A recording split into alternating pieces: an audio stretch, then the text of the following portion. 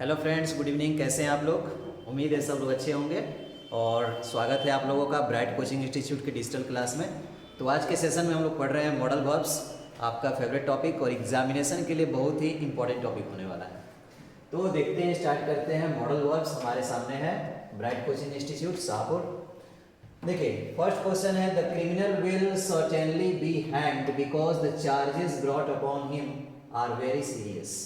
उस क्रिमिनल को पक्का फांसी होगी क्योंकि उसने जो गुनाह किया है यानी उसके खिलाफ जो चार्जेस हैं वो बहुत ही सीरियस हैं, यानी जघन्य अपराध किया हुआ है उसने। अब देखते हैं हमारे सामने, चूंकि यहाँ पर मॉडल वर्ब है, यहाँ पर लिखा हुआ है विल और यहाँ पर है सर्टेनली। सर्टेन का मतलब होता है निश्चित, फिक्स। तो जब फिक्स है तो हम विल का यूज क्यों करेंगे? आई और वी के साथ सेल लगाते हैं। आई और वी के साथ किसका यूज किया जाता है स्टूडेंट्स? सेल का। और बाकी अदर सब्जेक्ट के साथ क्या लगता है? विल लगता है। आई और वी के साथ सेल लगता है, बाकी अदर सब्जेक्ट के साथ विल लगता है। लेकिन जब फिक्स कर दे, प्रॉमिस कर दे, धमकी दे किसी को, तो उल्टा वर्ब का प्रयोग किया जाता है, यानी आई और वी के साथ विल लगेगा और अदर्स के साथ सेल लगेगा।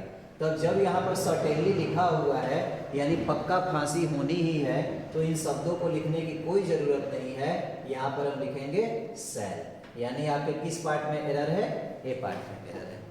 सेकंड क्वेश्चन की तरफ चलते हैं, देखते हैं क्या लिखा हुआ है। She told her teacher that she could not be able to attend the class.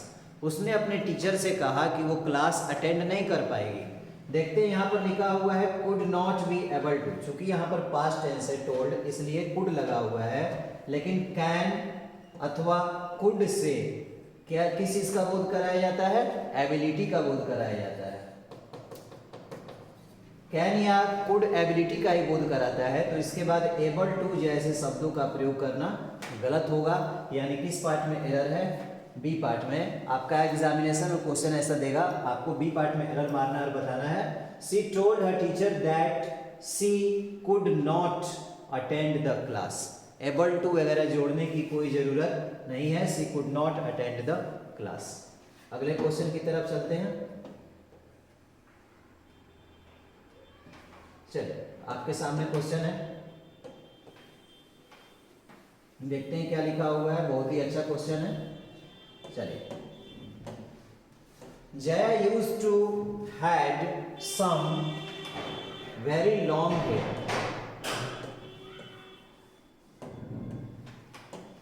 Jaya used to had very long hair when she was a child. जब जया बच्ची थी यानी उसकी उम्र कम थी, तो उसके बाल बहुत ही लंबे लंबे हुआ करते थे। तो देखते हैं हमारे सेंटेंस में एरर क्या है। यहाँ पर यूज्ड टू लिखा हुआ है। यूज्ड टू आपका एक मॉडल वर्ब है और किसी भी मॉडल वर्ब के बाद वर्ब का कौन सा रूप यूज किया जाता है? V1। और यहाँ पर लिखा हुआ है हैड, और हैड V1 नहीं है, इसलिए किसका यूज किया जाएगा? हैव का यूज किया जाएगा। अगले क्वेश्चन की तरफ चलते हैं, क्वेश्चन नंबर 4। क्वेश्चन नंबर 4 हमारे सामने है। I looked everywhere for the book but I could not found it. देखिए, आई लुक्ड एवरीवेयर कौन सा टेंस है? पास्ट टेंस है। But I could not found, could not यानी कौन सा वर्ब है? मॉडल वर्ब है। और मॉडल वर्ब के बाद वर्ब का कौन सा रूप लगता है? पहला रूप लगता है। यहाँ पर देखिए फाउंड लिखा हुआ है, फाउंड नहीं होगा, क्या हो जाएगा स्टूडेंट्स? Find, FIND, find. अगला क्वेश्चन है हमारे सामने, could you please maintain silence for a while. क्या आप थोड़ी देर के लिए चुप रह सकते हैं? देखिए, आपके सामने लिखा हुआ है कुड। जब हम किसी से सवाल पूछते हैं, क्वेश्चन पूछते हैं, तो इसमें दो प्रकार की रिक्वेस्ट होती है। एक होता है फॉर्मल और एक होता है इनफॉर्मल। फॉर्मल का मतलब होता है नम्र निवेदन, खास करके अपने सीनियर से, अपने पिताजी से, अपने गुरु से, या फिर जो भी मेंबर्स हैं जो हमसे सीनियर हैं उन सभी के लिए। और अगर हम इनफॉर्मल की बात करते हैं तो अपने फ्रेंड्स में, अपनी मम्मी के सामने जो कि प्यारी मम्मी होती हैं, और अपने दोस्तों के सामने, या फिर अपने से छोटे लोगों के सामने हम इस प्रकार की रिक्वेस्ट कर सकते हैं। तो जब यहाँ पर प्लीज लिखा हुआ है यानी कि हम नम्र निवेदन कर रहे हैं, तो प्लीज, दोस्तों में तो प्लीज, थैंक यू, सॉरी तो चलता नहीं है, दोस्ती का नियम है, आपको पता है। तो फिर दोस्ती वाली तो बात यहाँ पर है नहीं, क्योंकि प्लीज लगा हुआ है। और जब प्लीज लगा है तो फॉर्मल रिक्वेस्ट है, और फॉर्मल रिक्वेस्ट के लिए क्या आता है, वुड, और इनफॉर्मल के लिए आता है वुड। यानी यहाँ पर वुड नहीं होगा, क्या होगा, वुड होगा। चलिए, अगर आपको वीडियो अच्छी लग रही होगी तो इसको लाइक जरूर करें, शेयर करें ज़्यादा से ज़्यादा, और चैनल को सब्सक्राइब जरूर करें ताकि आप लोग ऐसे ही वीडियो के लिए बने रहें हमारे चैनल पर। अब आपको पता है हमारी कोचिंग्स में, हमारे इस चैनल पर लाइव क्लास और रिकॉर्डेड क्लास दोनों आप लोग को मिलने वाली है, तो फिर डेली आप लोग इस चैनल पर बने रहें ताकि आगे की नोटिफिकेशन सबसे पहले मिलती रहे। तो चलते हैं अगले क्वेश्चन की तरफ। Ramesh offered her a temporary job but she turned it down by saying that she would accepted only a permanent one. जो लड़का है उस लड़के का नाम है रमेश। रमेश ने उस लड़की से कहा कि मैं तुम्हें एक जॉब का ऑफर देता हूं, तुम नौकरी कर लो। लेकिन लड़की ने यह कहते हुए ठुकरा दिया कि मैं जब भी कोई काम करूंगी तो परमानेंट काम करूंगी। जैसे आप लोग भी तैयारी कर रहे हैं परमानेंट जॉब की, तो उसने भी कहा कि मुझे परमानेंट काम चाहिए। लेकिन क्वेश्चन में गलती कहाँ है देखते हैं। जब यहाँ पर वुड लिखा हुआ है जो कि एक मॉडल वर्ब है, और मॉडल वर्ब के बाद वर्ब का कौन सा रूप आता है, पहला रूप, यानी यहाँ पर एक्सेप्ट होगा, एक्सेप्टेड की यूज नहीं होगा, यानी आपका किस पार्ट में एरर हो जाएगा, डी पार्ट में। अगला क्वेश्चन है हमारे सामने, did you use to eat a lot of sweets when you were a child. जब तुम बच्चे थे तो क्या तुम बहुत ज्यादा मिठाई खाया करते थे। देखिए हमारे सामने सेम मिस्टेक है, यूज्ड टू क्या है, मॉडल वर्ब है, लेकिन यहाँ पर लिखा हुआ है डिड जो कि एक्सुलरी वर्ब है। अब आप ये रूल बहुत अच्छी तरीके से जानते हैं कि डिड के बाद क्या होता है, सब्जेक्ट प्लस V1, यानी सब्जेक्ट प्लस V1 और प्लस ऑब्जेक्ट। किस टेंस का रूल होता है students, past indefinite. Past indefinite में होता है subject plus V2 plus object, और नेगेटिव और इंट्रोगेटिव में क्या हो जाता है, डिड के बाद वर्ब का पहला रूप आता है। तो यहाँ पर डिड जब लगा हुआ है तो डिड के बाद क्या होगा, यूज्ड टू नहीं होगा, V1 होगा, यानी कि यूज्ड टू का प्रयोग किया जाएगा। किस पार्ट में एरर है, ए पार्ट में। क्वेश्चन नंबर 8 की तरफ चलते हैं। देखिए बड़े ध्यान से, बहुत ही प्यारा क्वेश्चन है। लिखा हुआ है, she dared to went at the blast site so as to save his colleague. बड़ी हिम्मत उस लड़की ने दिखाई है, वो कहाँ पर गई है, ब्लास्ट वाले जगह पर, यानी जहाँ पर बमबारी हो रही है। क्यों, क्योंकि अपने उसे दोस्तों को बचाना है। अपने दोस्तों को बचाने के लिए उसने डेयर यानी कि हिम्मत दिखाया है। अब देखिए डेयर टू के बाद वर्ब का कौन सा रूप रहेगा, पहला रूप रहेगा मॉडल वर्ब के बाद। यहाँ पर लिखा हुआ है वेंट, वेंट नहीं होगा, क्या हो जाएगा, गो। He feels that I cannot imagine what a space station would be looked like। बहुत ही इंपॉर्टेंट क्वेश्चन है। चलिए आपके सामने इसको VVI मार देते हैं। आप लोग कमेंट बॉक्स में अगर बना सकते हैं तो बनाकर बताइए कहाँ पर गलती हो रहा है। देखते हैं कौन कौन नीचे कमेंट कर रहे हैं, और आगे देखते हैं, फिर इसका सोल्यूशन करते हैं। बहुत ही अच्छा क्वेश्चन है। ये सारे के सारे क्वेश्चन बहुत ही इंपॉर्टेंट है आपके किसी भी एग्जाम से, चाहे वो MTS हो, CGL हो, CHSL हो, CPO एग्जामिनेशंस हो, या फिर लोग स्टेट बोर्ड की तैयारी कर रहे हो, या फिर आप CTET या किसी भी टीचर एबिलिटी की तैयारी कर रहे हो, सबके लिए उपयोगी होने वाला है, क्योंकि इंग्लिश की ज़रूरत हर जगह है। ठीक है, तो देखते हैं। He feels that I cannot imagine, उससे लगा कि मैं समझ ही नहीं पाऊंगा what a space station would be look like, कि स्पेस स्टेशन कैसा दिखाई देता होगा। और जब मैं सोच नहीं पाऊंगा तो ये एक्टिव वॉइस होगा, और मेरे द्वारा सोचा नहीं जा सकेगा ये पैसिव वॉइस होगा। अब आप बताइए कि स्पेस स्टेशन जो इस वाक्य का सब्जेक्ट है, वुड जो इस वाक्य का वर्ब है, और आगे जो इस वाक्य में ऑब्जेक्ट मिलने वाला है, तो क्या इस कंडीशन को कभी पैसिव वॉइस में फॉलो किया जाता है, कभी नहीं। पैसिव वॉइस में सबसे पहले आपको ऑब्जेक्ट मिलता है और सब्जेक्ट लास्ट में मिलता है, इसलिए ये किस रूल को फॉलो करेगा, एक्टिव वॉइस रूल को फॉलो करेगा, जो कि आप लोगों को क्लास में पढ़ाया भी गया है। स्पेस स्टेशन वुड भी लुक लाइक नहीं होगा, वुड के बाद वर्ब का पहला रूप होगा, यानी कि वुड लुक लाइक। उसे पता ही नहीं है कि आकाश का जो स्टेशन है या स्पेस स्टेशन जो कैसा दिखाई पड़ता है, ना कि कैसा दिखाया जाता है। ये बिल्कुल गलत होगा सेंटेंस, एक्टिव वॉइस में यूज होगा। जैसे उसे पता ही नहीं कि दिल्ली कैसी है, उसे क्या पता कि दिल्ली में क्या क्या है, एक्टिव वॉइस में यूज किया जाएगा। अगला क्वेश्चन देखते हैं, you should never carry tales और टेलिंग इल ऑफ अदर्स। इस सेंटेंस में 2 पार्ट में एरर है। एग्जाम में आपको सिर्फ एक पार्ट में एरर बताना है, इसलिए इस क्वेश्चन को छोड़ते हैं, ये गलत क्वेश्चन है। अगले क्वेश्चन की तरफ बढ़ते हैं। Would you rather have T और कॉफी? अब देखिए क्या पूछ रहा है कि would you rather have T और कॉफी, आप क्या लेना पसंद करेंगे, चाय या कॉफ़ी? ठंडे का मौसम है तो आपसे भी जरूर कोई पूछता होगा, लेकिन ठीक से पूछने की जरूरत है, ग्रामर में एरर करने की जरूरत नहीं है। तो would you rather have, would आपको किस प्रकार का रिक्वेस्ट दर्शाता है? पोलाइट, यानी कि फॉर्मल रिक्वेस्ट के लिए, और इनफॉर्मल के लिए हम लोग कुड का यूज करते हैं, थोड़ी देर पहले आपको बताया गया है। Would you rather have T और कॉफी, जब यहां पर रैदर लगा हुआ है तो रैदर के साथ क्या लगता है? देन लगता है। इस सवाल को 2 प्रकार से पूछा जा सकता है, या तो आइदर और या फिर रैदर देन। तो रैदर के साथ हमेशा देन लगता है, इसलिए और का यूज यहां पर नहीं किया जाएगा। पूछ रहा है कि क्या आप कॉफी के स्थान पर चाय लेना पसंद करेंगे?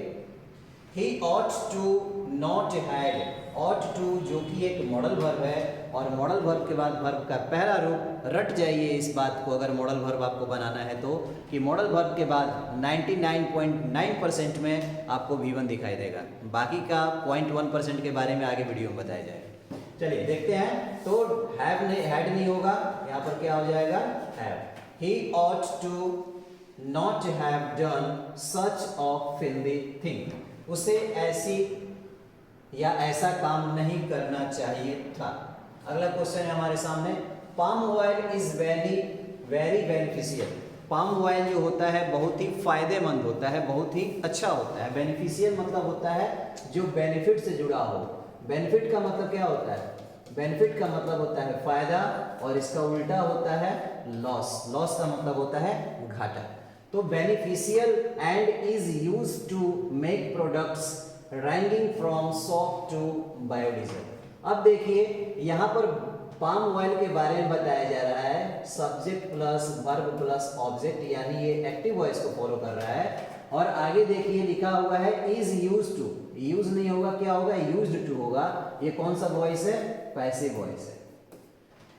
पैसिव वॉइस में जैसे mango is eaten by me, this pen is used for writing, this mobile is being used for recording, you are being taught, आपको पढ़ाया जा रहा है at bright coaching institute live classes. Okay, तो इस प्रकार के जो भी सेंटेंस बनेंगे आपके पैसिव वॉइस से बनेंगे, और पैसिव वॉइस का रूल होता है object plus auxiliary verb plus verb का थर्ड फॉर्म प्लस एक प्रीपोजिशन, और प्रीपोजिशन के बाद आता है सब्जेक्ट। तो इस रूल को जब आप फॉलो कीजिएगा तो एक्सुलरी वर्ब के बाद वर्ब का तीसरा रूप दिखाई देना चाहिए। यहाँ पर लिखा हुआ है पहला रूप, यानी क्या हो जाएगा? Used to make products. चलिए अगले क्वेश्चन की तरफ चलते हैं, क्या लिखा हुआ है देखते हैं। Work hard lest you may fail, बहुत ही इंपॉर्टेंट क्वेश्चन है आपका मॉडल वर्ब का। जब भी किसी वाक्य में लेस्ट लगा हुआ हो तो याद रखेंगे कि ये एक नेगेटिव स्ट्रक्चर का निर्माण करता है, और इसके साथ भूल कर भी नॉट का प्रयोग ना करें। जब पहले से नेगेटिव है तो फिर उसे और नेगेटिव बनाने की कोई ज़रूरत नहीं है। अगर आप चाहें तो उसके बाद एक नेगेटिव वर्ड, ध्यान देंगे नॉट नहीं, नेगेटिव वर्ड, जैसे प्रेजेंट अगर पॉजिटिव है तो नेगेटिव क्या है? एब्सेंट। पास अगर पॉजिटिव है तो नेगेटिव क्या है? फेल। तो इस प्रकार के नेगेटिव वर्ड्स के साथ वार्निंग दिया जाता है। तो देखते हैं हमारा क्वेश्चन क्या कर रहा है स्टूडेंट्स। देखिए यहाँ पर लिखा हुआ है work hard lest you may fail, पढ़ो नहीं तो तुम क्या हो जाओगे? फेल हो जाओगे। बिल्कुल आप पर भी ये बात लागू होती है, हम पर भी ये बात लागू होती है कि अगर हम लोग परिश्रम ना करें, अगर हम लोग पढ़ेंगे नहीं तो क्या हो जाएंगे? फेल हो जाएंगे। फेल का मतलब होता है कि हम जिंदगी में हार नहीं मानने वाले, लेकिन हम थोड़ी देर के लिए असफल जरूर होते हैं, हमें दुख जरूर होता है। तो लिखा हुआ है लेस्ट यू मे फेल। और एक बात और याद रखेंगे कि लेस्ट के साथ एक ही मॉडल वर्ब का यूज किया जाता है, और उस प्यारी सी मॉडल वर्ब का नाम है शुड। यानी जहां भी वाक्य में आपको लेस्ट दिखाई दे आप रट जाइए, इसके साथ हम लोगों को किस मॉडल वर्ब का यूज करना है? शुड का। बहुत ही इंपॉर्टेंट लेसन आपके लिए मिला हुआ है। यानी यहाँ पर मे का यूज नहीं होगा, क्या लगेगा, शुड। अब हमारा सेंटेंस बनता है work hard lest you should fail said the father to his son who was taking his BA examination. एक पिता ने अपने पुत्र से कहा, उस पुत्र से जो पुत्र अभी बीए का एग्जाम दे रहा है, उससे कहा कि अगर तुम नहीं पढ़ोगे तो तुम फेल हो जाओगे, यू शुड फेल। चलिए अगला क्वेश्चन है आपके सामने, देखते हैं क्या लिखा हुआ है। You ought to stood, ought to क्या है, मॉडल वर्ब है। वर्ब का कौन सा रूप होगा, कमेंट बॉक्स में बता दीजिए। किसी भी मॉडल वर्ब के बाद मैक्सिमम कंडीशंस में V1 का यूज किया जाता है और स्टूड V1 नहीं है। स्टैंड का मतलब होता है खड़े हो जाना, स्टैंड का V2 होता है स्टूड और V3 भी होता है स्टूड, और मॉडल वर्ब के बाद हमेशा पहला रूप होगा, यानी यहाँ पर क्या हो जाएगा, stand. He need not to have left home so early. The train would not be here for an hour. उसे इतनी जल्दी घर छोड़ने की ज़रूरत नहीं थी क्योंकि ट्रेन अगले 1 घंटे तक आने वाली नहीं है। यानी स्टेशन जल्दी जाकर उसने गलती कर दी, 1 घंटा उसे बैठकर टाइम पास करना पड़ेगा। मूंगफली खाकर भी कर सकता है और बोर भी हो सकता है। तो लिखा हुआ है नीड नॉट टू हैव। अब देखिए नीड और डेयर के बारे में थोड़ी सी जानकारी ले लेते हैं। नीड और डेयर का प्रयोग जब एक्सुलरी वर्ब के रूप में किया जाता है, इसको अपने कॉपी में नोट कर लीजिएगा। नीड और डेयर का प्रयोग जब एक्सुलरी वर्ब के रूप में किया जाता है तो पॉजिटिव होने पर 2 प्लस V1, जबकि नेगेटिव या इंट्रोगेटिव होने पर केवल V1 का यूज किया जाता है, यानी कि 2 नहीं लगता है। हम इसको फुल इन्फिनेटिव कहते हैं और इसको बेयर इन्फिनेटिव कहते हैं। फुल इन्फिनेटिव का मतलब होता है 2 प्लस V1 और बेयर इन्फिनेटिव का मतलब होता है बिना 2 के V1। तो अगर डेयर और नीड का प्रयोग एक्सुलरी वर्ब के रूप में है, देखिए नॉट के बारे में हम अच्छी तरीके से जानते हैं कि नॉट का प्रयोग सहायक क्रिया के बाद और मुख्य क्रिया से पहले किया जाता है।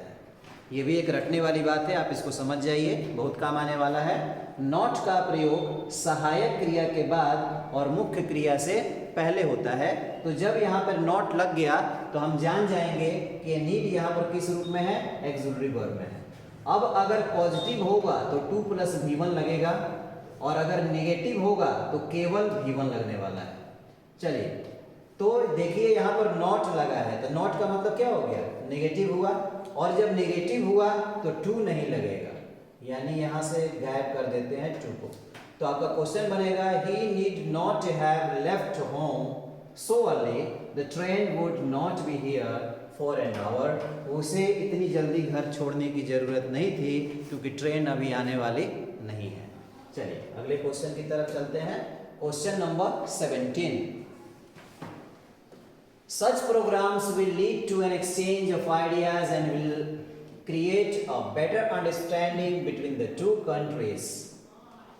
लिखा हुआ है कि ऐसे प्रोग्राम से, जो 2 देशों के बीच में जो ये प्रोग्राम हो रहे हैं, ऐसे देशों के प्रोग्राम से लोगों में प्यार बढ़ता है और आपसी समझ, अंडरस्टैंडिंग का विकास होता है।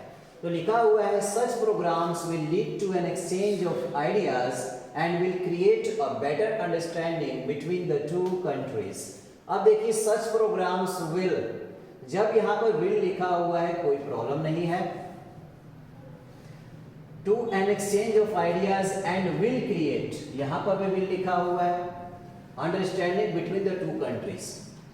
हम इससे पहले एक रूल पढ़ाए थे आप लोगों को टेंस लेसन में, आप लोग हमारे पिछले वीडियो में देख सकते हैं, टेंस मिलेगा आप लोगों को। उसमें हम लोग पढ़े हुए थे कि किसी भी वाक्य में 2 बार शैल या विल का प्रयोग नहीं किया जाता है। किसी भी वाक्य में 2 बार शैल और विल का प्रयोग हम नहीं करेंगे। हम एक ही वाक्य में देख सकते हैं 2 बार लगा हुआ है, तो इसका नियम बनता है कि एक बार सब्जेक्ट प्लस V1 या V5 प्लस ऑब्जेक्ट, और दूसरी बार हो जाएगा सब्जेक्ट प्लस शैल या विल प्लस V1। समझने वाले समझ गए होंगे ये किस टेंस की बात हो रही है, यानी पहले प्रेजेंट इंडेफिनिट और उसके बाद फ्यूचर इंडेफिनिट का प्रयोग करेंगे। तो जब एक बार विल वहां पर हो गया तो दूसरी बार विल की जरूरत नहीं है, यहाँ पर हम विल को काट देते हैं और हमारा रूल हो जाएगा सब्जेक्ट प्लस V1, ठीक है, और आगे ऑब्जेक्ट यहाँ पर दिया हुआ है प्लस ऑब्जेक्ट। तो यहाँ पर हम लिखेंगे, चूंकि यहाँ पर प्रोग्राम्स प्लूरल है इसलिए एस या एस लगाने की कोई जरूरत नहीं है। तो हो जाएगा such programme lead to an exchange of ideas and will create a better understanding between the two countries. ऐसे प्रोग्राम्स के होने से क्या होता है, नए नए विचारों का आदान प्रदान होता है और दो देशों के बीच में आपसी संबंध प्रेम बढ़ता है।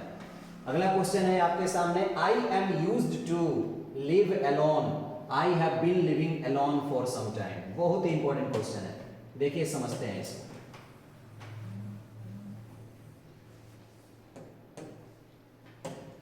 यूज्ड टू का प्रयोग डिफेक्टिव मॉडल के रूप में किया जाता है। यूज्ड टू के बाद वर्ब का पहला रूप हम लगाते हैं, पहली बात, और दूसरी जब इसका प्रयोग मॉडल वर्ब के रूप में होगा तब। लेकिन जब इसका प्रयोग मेन वर्ब के रूप में हो रहा है, किसके रूप में, मेन वर्ब के रूप में, मॉडल वर्ब को हम लोग एक्सुलरी वर्ब भी कहते हैं, सहायक क्रिया के रूप में यूज किया जाता है। I can do this work, I should do this work, I may, I might, I should, I could, I need, I dare, okay. तो ये होता है आपका एक्सुलरी वर्ब। लेकिन जब हम इसके पहले कोई सहायक क्रिया पहले से ला देते हैं, इज, एम या आर, तो ये आपका बन जाता है मेन वर्ब। अब इसमें दो प्रकार की घटना होती है। अगर मैं किसी चीज़ का आदी हो चुका हूँ, एडिक्ट हो चुका हूँ, मुझे किसी चीज़ की आदत पड़ चुकी है, तो उस समय ऐसे वाक्यों का प्रयोग किया जाता है। आई एम यूज्ड टू, बहुत ही इंपॉर्टेंट क्वेश्चन है, देखिए आप लोग ध्यान से, नहीं समझ में आए कमेंट बॉक्स में कमेंट कीजिएगा, हम समझा देंगे। जब हम यूज्ड टू का प्रयोग एक्सुलरी वर्ब के रूप में करेंगे तो इसके बाद टू प्लस V1 आपको आएगा। लेकिन जब हम इसका प्रयोग अगर स्पेशल कंडीशन में आदत दर्शाने के लिए मेन वर्ब के रूप में करेंगे तो इसके साथ V4 आएगा। इसीलिए मैंने अपनी वीडियो में थोड़ी देर पहले बोला था कि जरूरी नहीं है कि हर बार 2 के बाद V1 दिखाई दे। 0.01 कंडीशन, स्पेशल कंडीशन ऐसा भी होता है कि 2 के बाद V4 दिखाई देता है, या फिर मॉडल वर्ब के बाद डायरेक्ट V4 का यूज किया जाता है।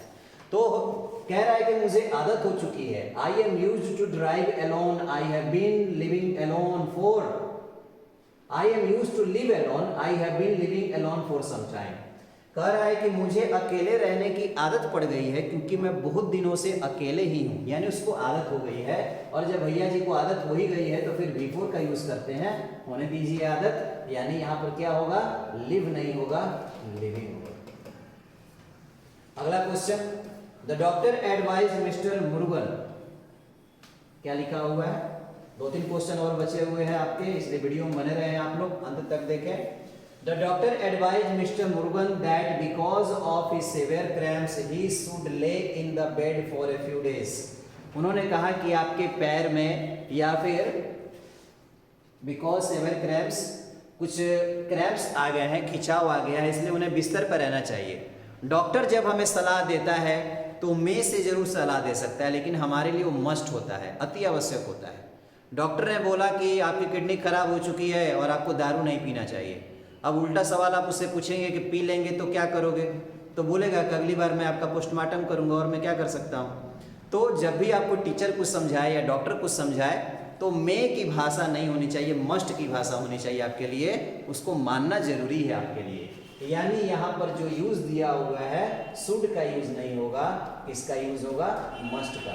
The doctor advised Mr. Murugan that because of his severe injury, चूंकि यहाँ पर because लिखा हुआ है यानी कि एक रीजन दिया हुआ है, अगर रीजन नहीं देता तो शुड हो जाता। शुड का मतलब होता है 50-50, जब शुड का यूज करते हैं तो 50-50, लेकिन अगर आप मस्ट का यूज करते हैं तो 50 नहीं, 50+ या यूं कहें कि 100% की बात हो रही है, मस्ट। तो उसको आराम करना बहुत ही ज्यादा जरूरी है, शुड से काम नहीं चलेगा, मस्ट होगा।